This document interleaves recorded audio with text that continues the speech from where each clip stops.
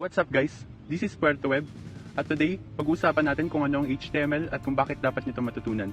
So first, what is HTML?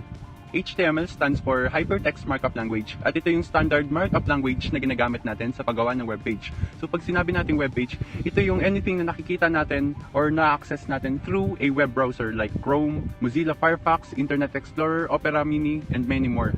So, konting kaalaman lang, ang website ay collection ng related or linked web pages. Yung mga nakikita natin sa web browser like Facebook, YouTube, Twitter, or any other websites. So next, bakit pa kailangan nyo ito matutunan? So sa pagtingin ko sa internet, ito yung nakita ko na talaga nakapag-kumbinsi sa akin kung bakit gusto kong pag-aralan yung HTML. So first, better understand the web. So as you start learning HTML, mas maiintindihan mo how the web works. And I assure you that it can help you in many ways. Second, create websites. So yun, syempre, kapag marunong kang gumawa ng webpage at nilink mo to sa isa't isa, makakagawa ka ng website. Malabang! So itong websites na to, pwede mong gamitin halimbawa sa business mo, sa blog mo, or kung saan pa man, ikaw ang bahala kung anong magiging design nito. Meron namang mga what you see is what you get editors na nakikita sa web like WordPress, Wix, Blogger. Pero iba kasi yung advantage pag meron kang knowledge about web development or web design. Third, start a web career. Kung nagpaplano ka na mag-start ng career mo sa web development, or halimbawa IT student ka, may bala kang maging web developer or web designer someday, then learning HTML is a crucial step. So dito na tayo sa fourth reason kung bakit kailangan nyo matutunan yung HTML. Learn another languages with greater ease. Siyempre, dahil may background ka na sa coding, hindi ka na masyado mahihirapan kung may bala kang mag-aral ng ibang languages. I'm not referring to language like Filipino, English. Ang tinutukoy ko yung programming language like Java, C#, etc. Fifth reason, earn money. Pwede ka talagang kumita dito ng pera if you are already good in at least web designing. So, kailangan kung web designing ka, at least meron ka knowledge sa HTML plus CSS.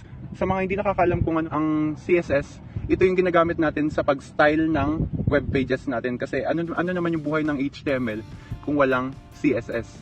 So, sa mga nakikurious dyan kung paano kayo makapag-start mag-aral ng HTML, huwag na kayong mag-alala. Kasi madali lang pag-aralan yung HTML. Ika nga ni Bill Gates, coding is not difficult. At huwag na kayong mag-alala kasi ito lang yung kailangan nyo para makapagsimula na kayo. Computer or laptop with text editor lang yung kailangan nyo. So kayo, kung ano yung meron sa bahay nyo, ako kasi yung prefer ko laptop kasi kahit saan pwede ko siyang dalhin.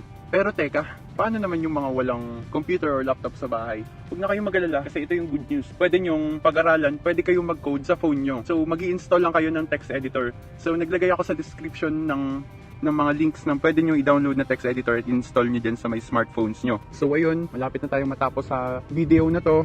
So ang last na kailangan nyo na lang is learning tools or resources. So ang ma-recommend ko sa inyo mga website na nag-o-offer ng free tutorial sa HTML, ito, W3 Schools and SoloLearn. Ilalagay ko na lang sa description below. So yun, sana you find this video informative. Meron ba kayong suggestions, questions, or clarifications? Let me know in the comment section below. Ito yung first video ko at sana meron kayong natutunan. If you find this video informative or interesting, then please hit thumbs up, subscribe, and don't forget to ring the notification bell. Anyway, Happy New Year everyone! Thanks for watching!